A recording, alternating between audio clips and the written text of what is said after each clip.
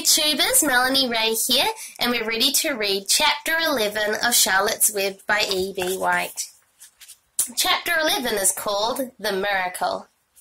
The next day was foggy. Everything on the farm was dripping wet. The grass looked like a magic carpet. The asparagus patch looked like a silver forest. On foggy mornings, Charlotte's Web was truly a thing of beauty.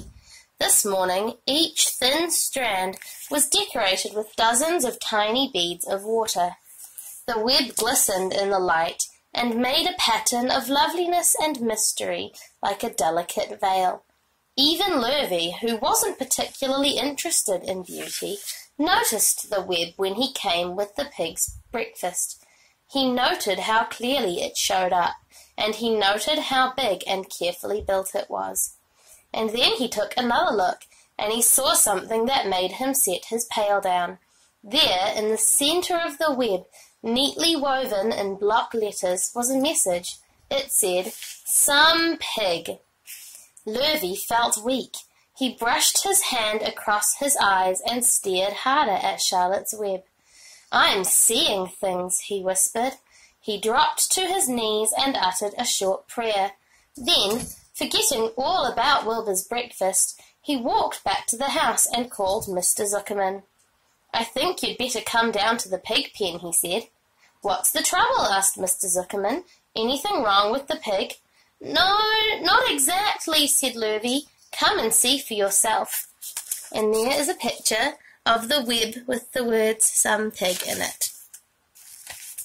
The two men walked silently down to Wilbur's yard. Lurvy pointed to the spider's web. "Do you see what I see?" he asked. Zuckerman stared at the writing on the web. Then he murmured the words, "some pig." Then he looked at Lurvy. Then they both began to tremble. Charlotte, sleepy after her night's exertions, smiled as she watched. Wilbur came and stood directly under the web. "Some pig," muttered Lurvy in a low voice.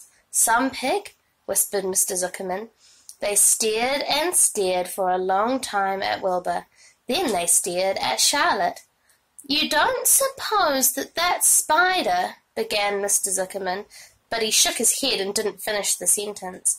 Instead, he walked solemnly back up to the house and spoke to his wife. "Edith, something has happened," he said in a weak voice. He went into the living room and sat down, and Mrs. Zuckerman followed. "I've got something to tell you, Edith," he said. "You'd better sit down."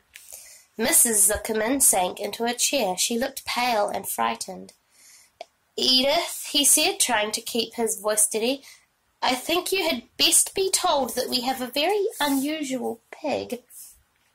A look of complete bewilderment came over Mrs. Zuckerman's face.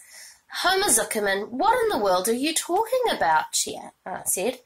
"This is a very serious thing, Edith," he replied. "Our pig is completely out of the ordinary." "What's unusual about the pig?" asked Mrs. Zuckerman, who was beginning to recover from her scare. "Well, I don't really know yet," said Mr. Zuckerman, "but we have received a sign, Edith, a mysterious sign. A miracle has happened on this farm.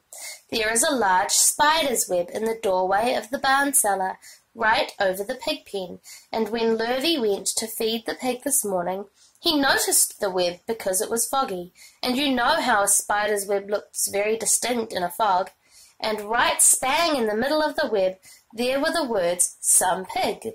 The words were woven right into the web. They were actually part of the web, Edith. I know, because I have been down there and seen them. It says 'some pig,' just as clear can be. There can be no mistake about it. A miracle has happened, and a sign has occurred here on earth, right on our farm, and we have no ordinary pig." "Well," said Mrs. Zuckerman, "it seems to me you're a little off. It seems to me we have no ordinary spider." "Oh, no," said Zuckerman, "it's the pig that's unusual. It says so right there in the middle of the web." "Maybe so," said Mrs. Zuckerman. "Just the same, I intend to have a look at that spider." "It's just a common grey spider," said Zuckerman. They got up, and together they walked down to Wilbur's yard. "You see, Edith, it's just a common grey spider." Wilbur was pleased to receive so much attention. Lurvy was still standing there, and Mr. and Mrs. Zuckerman, all three, stood for about an hour, reading the words on the web over and watching Wilbur. Charlotte was delighted with the way her trick was working. She sat without moving a muscle and listened to the conversation of the people. When a small fly blundered into the web just beyond the word pig, Charlotte dropped quickly down, rolled the fly up, and carried it out of the way. After a while the fog lifted. The web dried off, and the words didn't show up so plainly. The Zuckermans and Lurvy walked back to the house. Just before they left the pig pen, Mr. Zuckerman took one last look at Wilbur. "You know," he said in an important voice, "I've thought all along that pig of ours was an extra good one. He's a solid pig. That pig is as solid as they come. You notice how solid he is around the shoulders, Lurvy?" Sure I do," said Lurvy. "I've always noticed that pig. He's quite a pig." "He's long and he's smooth," said Zuckerman. "That's right," agreed Lurvy. "He's as smooth as they come. He's some pig." When Mr. Zuckerman got back to the house, he took off his work clothes and put on his best suit. Then he got into his car and drove to the minister's house. He stayed for an hour and explained to the minister that a miracle had happened on the farm.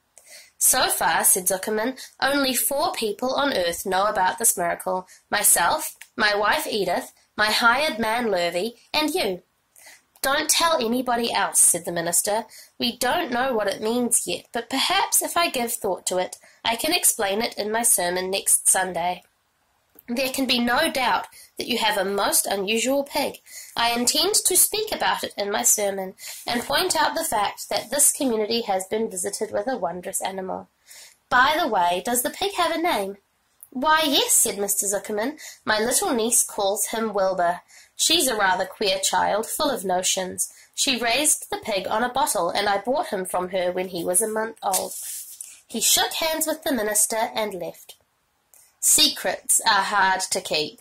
Long before Sunday came, the news spread all over the county. Everybody knew that a sign had appeared in a spider's web on the Zuckerman place. Everybody knew that the Zuckermans had a wondrous pig. People came from miles around to look at Wilbur and read the words on Charlotte's web. The Zuckermans' driveway was full of cars and trucks from morning till night, Fords and Chevys and Buick Roadmasters and GMC pickups and Plymouths and Studebakers and Packards and DeSotos with gyromatic transmissions and Oldsmobiles with rocket engines and Jeep station wagons and Pontiacs. The news of the wonderful pig spread clear up into the hills, and farmers came rattling down in buggies and buckboards to stand hour after hour at Wilbur's pen, admiring the wondrous animal. All said they had never seen such a pig before in their lives. When Fern told her mother that Avery had tried to hit the Zuckerman spider with a stick, Mrs. Arable was so shocked that she sent Avery to bed without any supper as punishment. In the days that followed, Mr. Zuckerman was so busy entertaining visitors that he neglected his farm work. He wore his good clothes all the time now, got right into them when he got up in the morning. Mrs. Zuckerman prepared special meals for Wilbur. Lurvy shaved and got a haircut, and his principal farm duty was to feed the pig while people looked on. Mr. Zuckerman ordered Lurvy to increase Wilbur's feedings from 3 meals a day to 4 meals a day. The Zuckermans were so busy with visitors, they forgot about other things on the farm. The blackberries got ripe, and Mrs. Zuckerman never put up any for blackberry jam. The corn needed hoeing, and Lurvy didn't find time to hoe it. On Sunday, the church was full. The minister explained the miracle. He said that the words on the spider's web proved that human beings must always be on the watch for the coming of wonders. All in all, the Zuckerman's pig pen was the centre of attraction. Fern was happy, for she felt that Charlotte's trick was working, and that Wilbur's life would be saved. But she found that the barn was not nearly so pleasant. Too many people. She liked it better when she could be all alone with her friends, the animals. And that's the end of today's chapter. Tune in tomorrow to see what happens next. Bye for now.